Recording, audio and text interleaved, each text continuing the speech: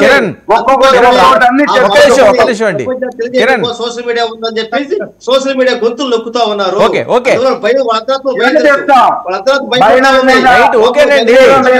కనకరావు గారు చెప్పారు కదా, మళ్ళీ అదే కిరణ్ ఏంటి వంగవీటి రాధా గారికి కూడా పవన్ కళ్యాణ్ గారితో మంచి స్నేహ సంబంధం ఉంది, చాలా ఆప్యాయంగా ఉంటారు, ఆయనకి న్యాయం చేయవలసిన అవసరం ఉంది, ఇప్పటికే ఆలస్యం అయిపోయింది అంటున్నారు, చాలామంది పోస్టులన్నీ వెళ్ళిపోతున్నాయి, మరి ఆయనకి ఏమి ఇస్తారన్నది క్లారిటీ లేదు, ఆయన చేయి చాపడిగే క్యారెక్టర్ అయితే కాదు ఆ బ్లడ్.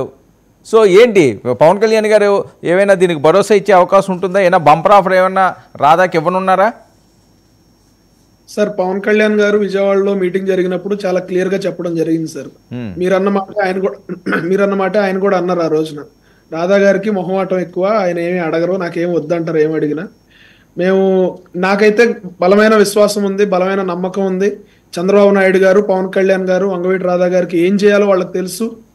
వాళ్ళు ఖచ్చితంగా రంగా గారి మీద ఉన్న గౌరవంతో రాధా గారికి ఖచ్చితంగా న్యాయం చేస్తారని అయితే నేను బలంగా నమ్ముతా ఉన్నాను. ఎందుకంటే కష్టపడిన ప్రతి ఒక్కళ్ళు ఈ కూటమి ప్రభుత్వంలో వాళ్ళకి పవన్ కళ్యాణ్ గారు, చంద్రబాబు నాయుడు గారు, నరేంద్ర మోదీ గారు ఖచ్చితంగా వాళ్ళకి న్యాయం చేస్తారనే నమ్మకం అయితే ఉంది.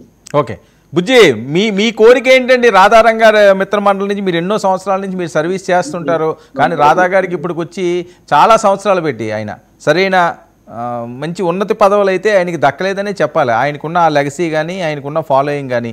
మీ కోరిక ఏంటి, ఏం కావాలనుకుంటున్నారు రాధా గారు? సార్ ఆయనకి క్యాబినెట్ హోదా ఇవ్వాలని ఆశిస్తున్నాం, అలాగే క్యాబినెట్ హోదా కూడా ఇస్తారని ఆశపడుతున్నాం. అలాగే 1 నెల 2 నెలల్లో ఎట్టి పరిస్థితుల్లో జరుగుతుంది. కనకారావు గారు మళ్ళీ కూర్చుందాం, అప్పుడు దాని మీరు కంగారు పడమాకండి, తప్పకుండా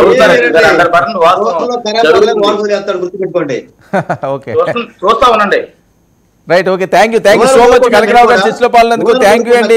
సయ్యద్ రఫీ గారు థ్యాంక్ యూ, దాసరి కిరణ్ గారు థ్యాంక్ యూ.